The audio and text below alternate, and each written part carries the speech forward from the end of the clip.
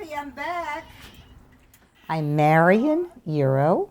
I'm 88 years old. I'm married to Dr. Harvey Euro, who's 92, and we've been living in San Diego for almost 23 years. She is a retired teacher, and he was a research chemist for the Department of Defense. As they age, they're facing new challenges. Well, he's had a heart attack, so he has to see his cardiologist. I've had, surgery on my eyes. As we're getting older, we're needing more and more doctor's appointments, unfortunately. She says it's too difficult for them to drive long distances and navigate parking structures. As many as 1 in 4 seniors skip medical care.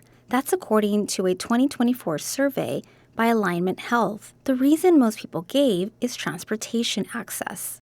Because Harvey was getting limited in his driving, and I don't drive anymore, we didn't know what to do. There is Lyft and Uber, but that gets pretty expensive.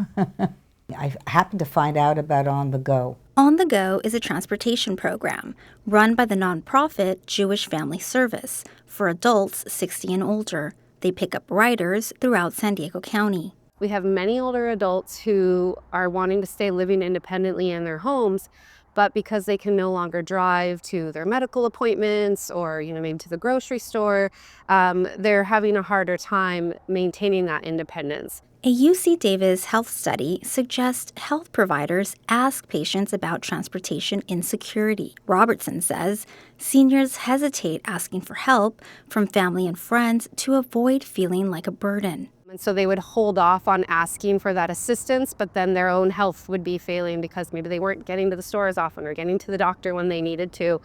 So this is really a lifeline for those folks to live their most optimal, healthy, thriving lives. Research from Columbia University shows when older adults stop driving, the risk of depression nearly doubles.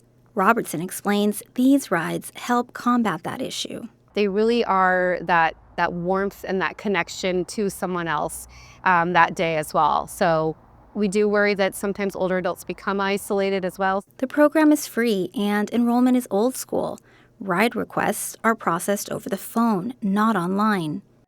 Honestly, I'm just not computer literate. I can use the cell phone, but somehow the Lyft and the Uber and everything, it got to be a little much for me. But the program needs more volunteers. There are 1,500 riders currently enrolled, but only 150 active volunteers.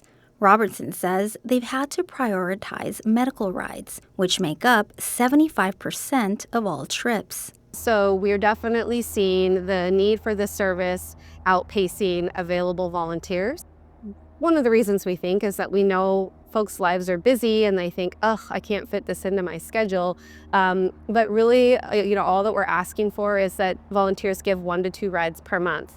Jewish Family Service trains volunteers, reimburses them for mileage, and pays for secondary insurance. There's a wait list for new riders, and current members are allowed up to 8 one-way rides per month, plus medical appointments.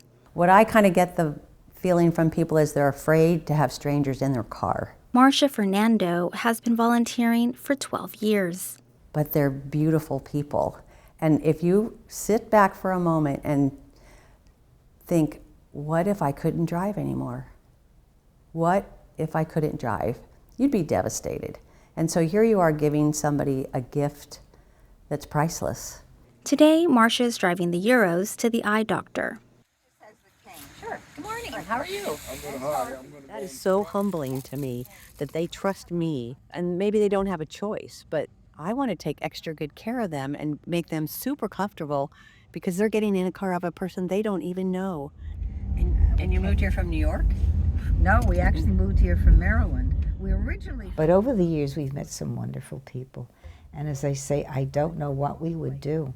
Eventually, Harvey won't be driving, and then we really will have a problem.